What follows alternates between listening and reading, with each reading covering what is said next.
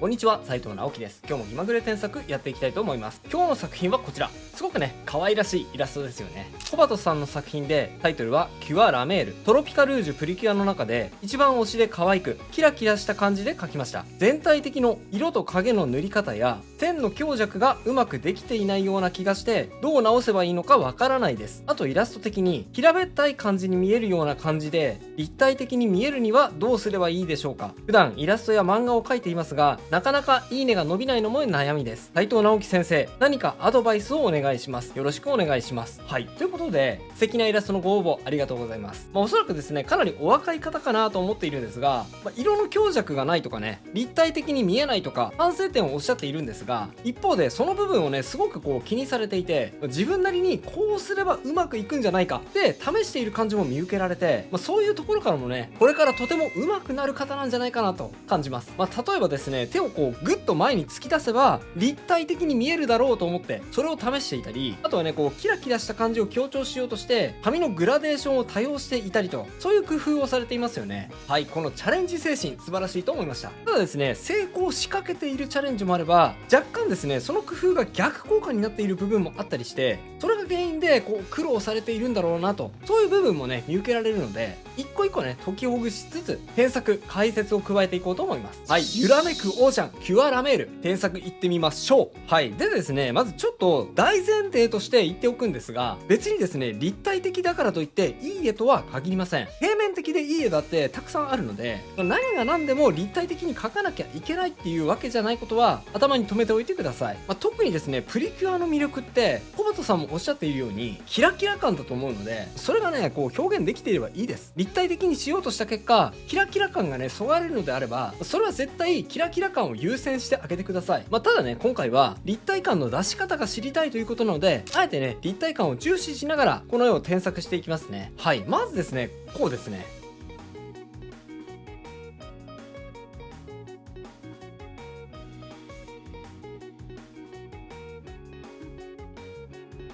はい、左手なんですが、土正面に突き出してましたよね。これね、手を前に出すのはいいんですが、土正面だと腕のこの部分、これね、すっごく描きづらいので、初心者がですね、特にこれをしてしまうと、逆に平面的に見える場合が多いと思います。前に突き出すなら、少しね、角度をつけてあげて、このね、腕の部分、ここがですね、見えるような形で前に突き出した方が、絶対にね、立体的に見えやすいと思います。はい、合わせて右側の手も角度調整していきます。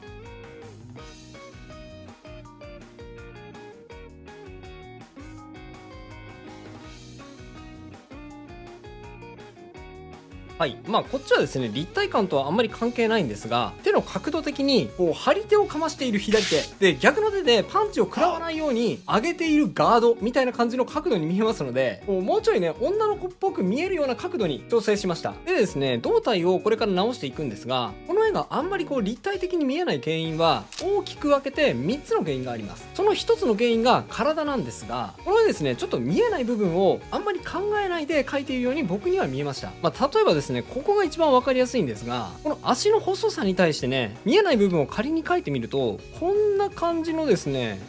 腰つきに見えるんですよね。で、これだとですね、上半身に対してちょっと細すぎるように見えます。で、同じように上半身も特にね、この髪の毛で隠れているこの部分があんまりですね、形状が想像できないので、それが原因で絵が立体的に見えないという問題が発生しちゃっているように思います。それを解決するには結構ね、単純です。はい、隠れた部分描いちゃいましょう。まずは上半身から描いてみますね。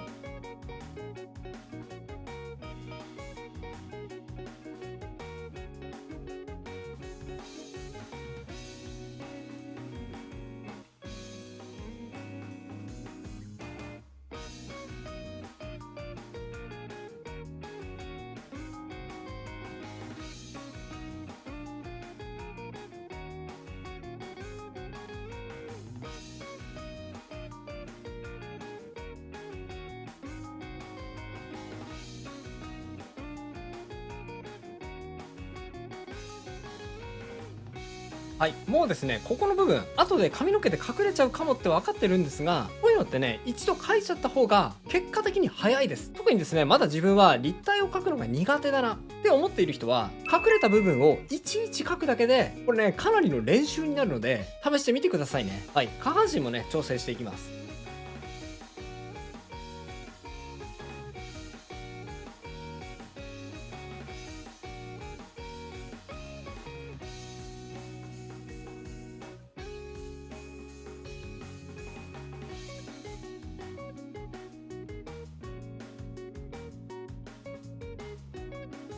はい、こんな感じです。下半身はですね、この腰のラインから太ももがどういう風にしてつながっているかなと考えます。別にですね、全部描かなくてもいいので、一度しっかり隠れたラインを描いてみて、納得しながら足を描いてみてくださいね。キュアラメールはかなり線が細くてスタイルがいいので、太もものこの部分にも、隙間が若干できるかもしれません。はい、それでですね、ちょっと顔が大きすぎるような感じがするので、少し小さく調整しますね。画面の入り方についても合わせて調整します。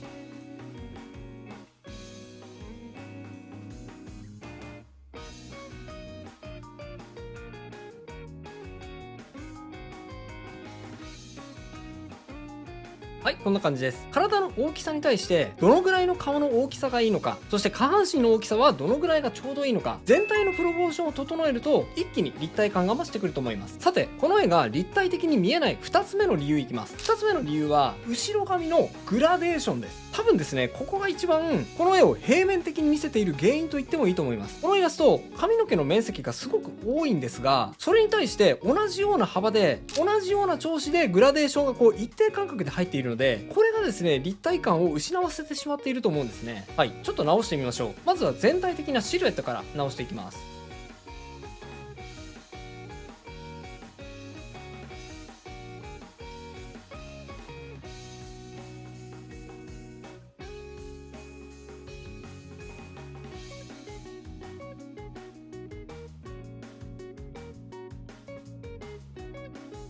はい、やっぱりですね、キュアラメールの特徴はふんわりとこう柔らかそうなウェーブがかった髪の毛だと思うので、もうちょっとだけウェーブ感を強調してあげました。で、グラデーションなんですが、一旦ですね、グラデーションのことは忘れて単純にね、影をつけてあげましょう。影付けとグラデーションの工程は分けてあげた方がこのキャラの場合うまくいくと思います。まずは影をつけてみますね。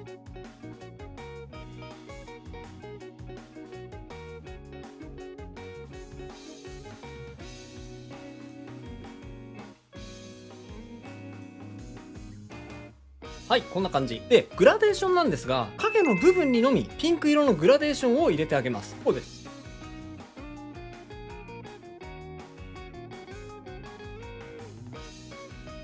はい、どうでしょう。こうすると立体感を出しつつも髪の毛のきらびやかさも同時に表現できましたよね。で、その後で全体的に均等にハイライトを入れていくのではなく、部分的にツヤを強調したいところだけにハイライトを入れていきます。こうです。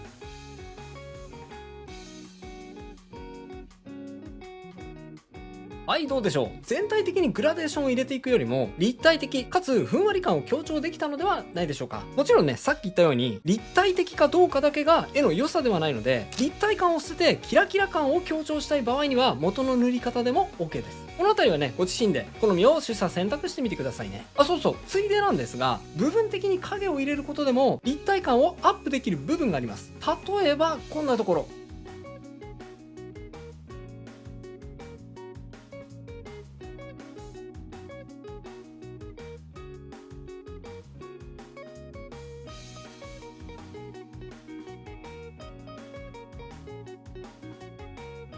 はい、特にですね、このスカートの部分なんですが、こういうですね、端っこの部分、ここに影を入れてあげても回り込みを表現できて立体感の強調になります。あとですね、この足もですね、向かって右側を暗く、左側を明るくしてあげました。ほら、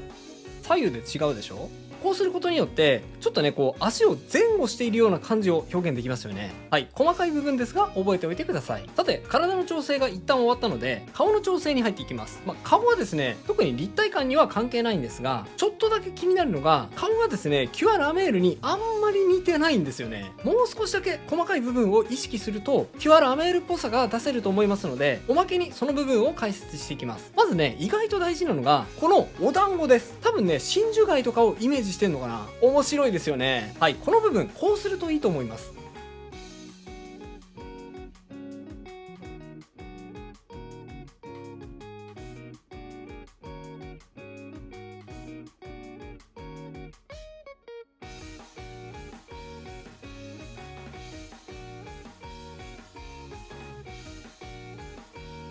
はい、お団子とお団子の距離ですね。これをもうちょっとこう縮めた方がキュアラメールっぽいシルエットに近づきますよね。あとね、一番キュアラメール感をなくしている部分として前髪があると思います。この人ですね、前髪が眉毛にかかってないんですよ。なので眉毛に前髪をかけちゃうとちょっとね、違う人に見えちゃいますね。はい、調整してみます。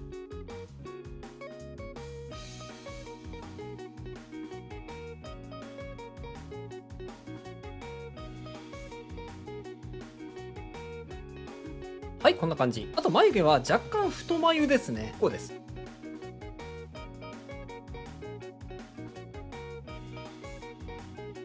はい、こんな感じ。それと上まつげなんですが、今ですね、結構垂れ目とまではいかないんですけど、優しい目つきをしてると思うんです。でもね、このキャラクターってもうちょっと目がシャープな感じがするので、目尻をね、若干上げた方が似ると思います。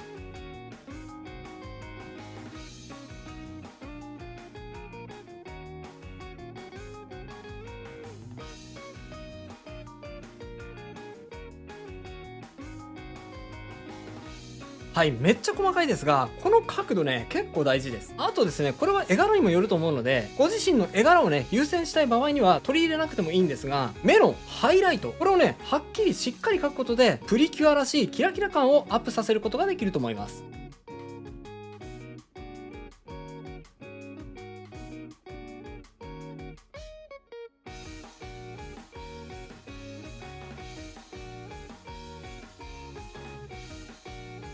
はい、こんな感じ。あとですね、口がちょっと大きいかな。もうちょっとね、ちっちゃくして、キャラクターのイメージに寄せてみます。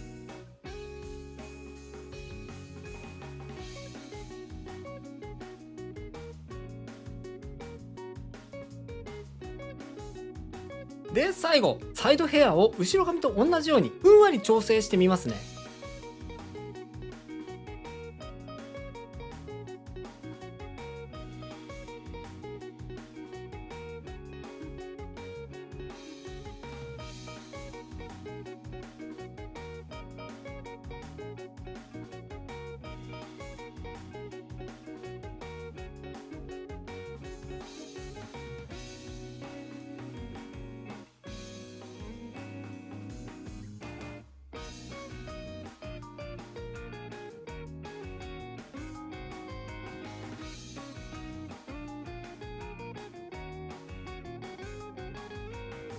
はい、こんな感じ。顔の部分は結構細かい調整の連続でしたが、意外とね、印象を整える上で大事な部分なので、細かい部分に気をつけて描いてみるといいと思います。ほら、すっごく細かい調整でしたが、かなりね、印象がキュアラメールに寄ったのがわかるでしょう。キャラクターが似ているかどうかって、意外とね、すっごく細かい部分の違いなんですよね。はい、そして立体感を出すための3つ目のポイントとして、意外と大事なのが背景です。背景がですね、結構キャラクターに馴染んでしまっていて、それが立体感を邪魔している原因になっていると思います。特にね、この髪の近くのこのピンク、これがですね、髪の毛もピンク、背景もピンクなので、キャラクターが背景に馴染んじゃっていて、立体感を奪う一つの原因になっています。なので最後に背景を少し調整しますね。まずは星をですね、この星をちょっと目立たなくなってしまったので、少しだけ大きくします。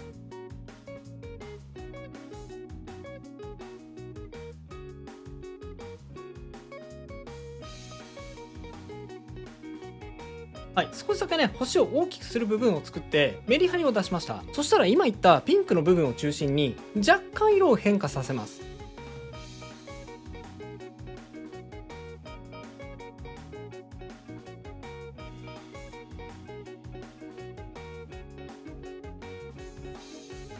はい、こんな風にですね、例えば髪の毛の後ろは黄色とかにしてあげても、ほら、キャラクターがね、浮き立って見えるでしょ。あとは全体的にふんわりしたグラデーションがかかっているんですが、たまにですね、はっきりとしたラインを混ぜてあげてもメリハリが効いていいと思います。ライン追加していきます。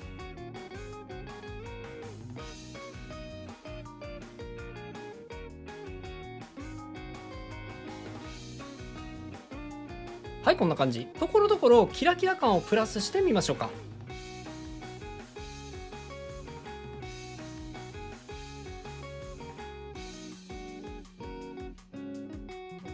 はい、今回の添削は以上となります。並べて比較してみましょうか。右がビフォー、左がアフターです。こんな風に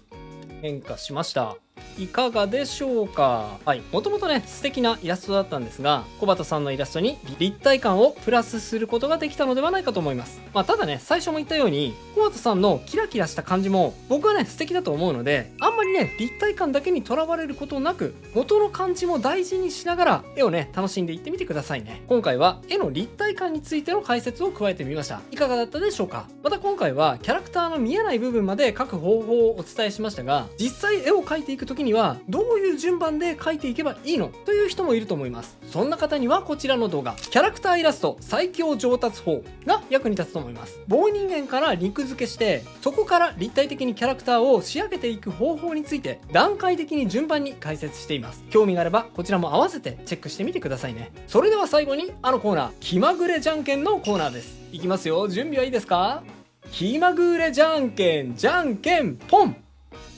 それではまた次回の動画でお会いしましょう。バイバイ。